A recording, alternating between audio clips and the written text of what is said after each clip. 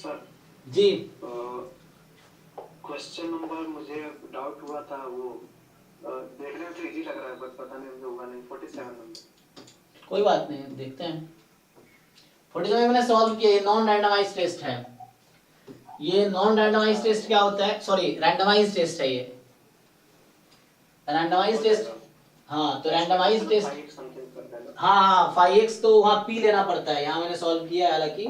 तो 5x को आप रैंडमाइज टेस्ट स्टैटिस्टिक्स ये बनाओगे तो आ जाएगा।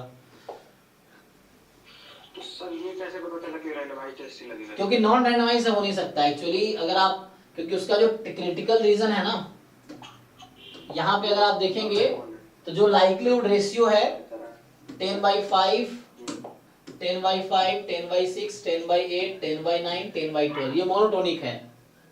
तो जब H0/H1 डिक्रीजिंग है तो नीमन पियर्सन लेमा का, सॉरी हाँ नीमन पियर्सन लेमा बोल दो, या लाइक्लीहुड रेशियो टेस्ट कहता है critical region x more than equal to k होगा। और ये सिंपल वर्सेस सिंपल है ना, तो x more than equal to k critical region होगा। अब आप अंडर H0 k या तो 1 होगा या 2 होगा या 3 होगा या 4 होगा या 5 होगा, आप कुछ भी रख के देख लो, साइज 0.1 आएगी नहीं। सर क्वेश्चन 32, अरे रुक जाओ,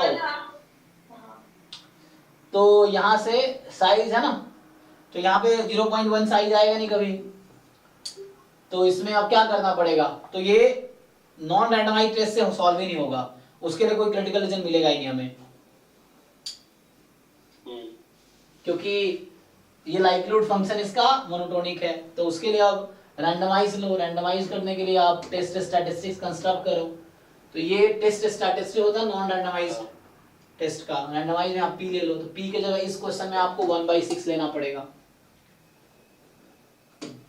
1/6 क्यों लेना पड़ेगा, क्योंकि यहाँ जो x more than equal to k 5 है ना, k है ना, तो x more than equal to 5 पे जाएंगे तो यही वैल्यू मिलेगी। अगर मोर देन इक्वल टू 4 देंगे, दोनों ऐड करना पड़ेगा, तो वैल्यू बढ़ती चली जाएगी। तो हमें 0.6 मिनिमम, मतलब x more than equal to 5 करोगे 0.6 आएगी, लेकिन 0.6 तो साइज है नहीं, तो 1/6 से डिवाइड किया, मतलब 1/6 से मल्टीप्लाई किया, तो ये 0.1 हो गई। तो इसके करस्पॉन्डिंग जो पावर भी होगा वो भी 1/6 से मल्टीप्लाई हो जाएगा, तो ये 0.72 है, इसको 1/6 से मल्टीप्लाई करेंगे 0.12 आंसर आ जाएगा। हाँ 0.12 से आ जाएगा। और क्वेश्चन 32 थोड़ा सा देखिए, मतलब मैंने की है लेकिन ठीक है कि नहीं बोल।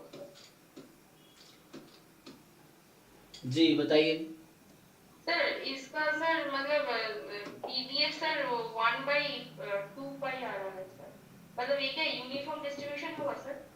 जी यूनिफॉर्म 0 2 पाई। जी जी अच्छा सो तो फिर मैं कर लूंगी सर।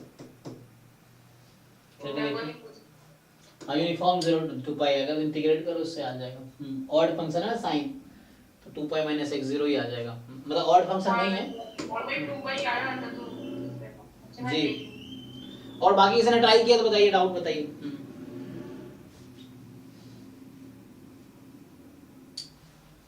नहीं किया तो ट्राई करके आइए अगले क्लास में। अब आज बैठ के एक एक क्वेश्चन और 2 3 4 5 बार एक पेपर को सॉल्व करो, ताकि आपको ये कॉन्फिडेंस हो गया सर इस क्वेश्चन। कौन सा सर ये 2020 का सब क्वेश्चन हो गया, सारे हो गए? अरे वाह, लेकिन अच्छे से एक बार लिख के कंफर्म कर लेना, नहीं कि गलतफहमी हो फिर गलत। हाँ एक दो बार खुद से सॉल्व करके एक एक क्वेश्चन बिना किसी हेल्प के 65 का 65 क्वेश्चन खुद से सॉल्यूशन लिख के देखो, और आप कर पा रहे हो तो आपको समझ आ गया। यही चीजें तो हमने 23, 22, 21, 20 4 पेपर डिस्कस किया है अभी, और इसमें जो भी डाउट्स हैं आप डिस्कस कर सकते हैं बाकी भी, लेकिन वीडियोस देख लेना पहले। बैच 6 वाले जो वीडियोस हैं वो देखो आप, उसमें अगर कन्विंस नहीं हो फिर आप डिस्कस करो मेरे साथ, लेकिन सॉल्व जरूर करो पीवाईक्यू। देखो मैं बच्चों को जानता हूँ, बच्चा करता नहीं, उसको लगता है कि उसको सब आ गया, सर ने करा दिए या सर देख लिया उसको लगा आ गया, लेकिन एक्चुअली बाद में ना उसको सच में आता नहीं रहता है, ये दिक्कत है। और ऐसा नहीं होगा आपको घर पे सब आता है एग्जाम में नहीं आएगा, तो ये गलतफहमी रहती है बच्चों को, घर पे भी आपको नहीं आता है सॉल्व करना, इसलिए एग्जाम में नहीं होते हैं। तो घर पे जिनके कॉन्सेप्ट बहुत क्लियर है तो एग्जाम में क्यों नहीं होंगे? ठीक है 100 में 100 नहीं आएंगे, इतना क्या मुश्किल पेपर है कि 25 नंबर नहीं आ रहा, कट ऑफ नहीं पार हो रहा है, ऐसा तो नहीं होना चाहिए कि 25 नहीं आए। 15 मार्क्स एप्टीट्यूड का है, मैथ्स पोर्शन 25 मार्क्स है, 60 मार्क्स स्टैटिस्टिक्स पोर्शन है, और सिर्फ जैम पूरा सिलेबस जिसने किया वो अराउंड कंट्रीब्यूट 60-70 का है, तो इसी में तो 25, 30, 40 नंबर है। 40 नंबर पे आपके टॉप 10 टॉप 20 में रैंक होगा गेट में, है ना, ये चीज़ है, टॉप 20 के अराउंड रैंक होगा। यस ये है, लेकिन इतने तो आने चाहिए। ठीक है, तो अगर आज नहीं है तो अभी स्टॉप करता हूँ, फिर अगले क्लास में कल डाउट अगर रहता है 2020 का सॉल्व करके आइए, फिर पूछिए।